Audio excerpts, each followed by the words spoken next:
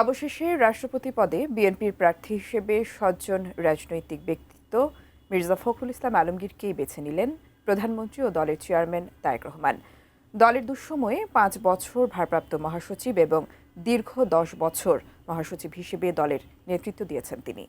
ফ্যাসিবাদ বিরোধী আন্দোলনের বিভিন্ন সময়ে দলকে ঐক্যবদ্ধ রেখে দীর্ঘ সময় নেতৃত্ব দেওয়ার গৌরবও বিদগ্ধ এই রাজনীতিবিদদের।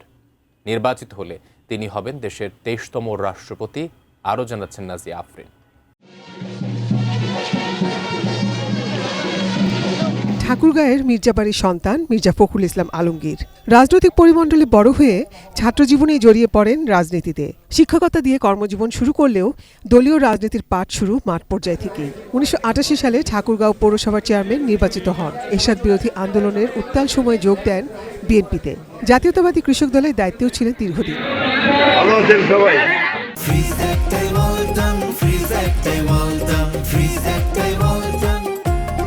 ১৯৯২ সালে ঠাকুরগাঁও জেলা বিএনপি সভাপতি, পরে দলের নির্বাহী কমিটির সদস্য হন। ২০০৯ সালে আওয়ামী লীগ আমলে বিএনপির আজকের কাণ্ডারি তারেক রহমান দেশের বাইরে চলে গেলে দলের সিনিয়র যুগ্ম মহাসচিব হন মির্জা ফখরুল ইসলাম আলমগীর।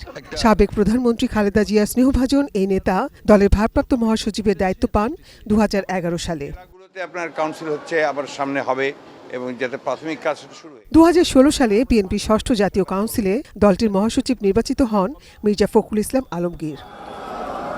২০০৯ থেকে ২০২৪ সাল ক্ষমতাচ্যুত আওয়ামী লীগের দীর্ঘ শাসনের সময়টাতে দমন পীড়ন নির্যাতনে বারবার বিপর্যয়ের মুখে পড়েছিল বিএনপি। দলের চেয়ারপারসন বেগম খালেদা জিয়া রাজনৈতিক মামলায় কারাবন্দী, ভারপ্রাপ্ত চেয়ারম্যান বিদেশে নির্বাসিত, সব পর্যায়ে নেতারা গুম খুনে রাজনৈতিক মামলায় জর্জরিত।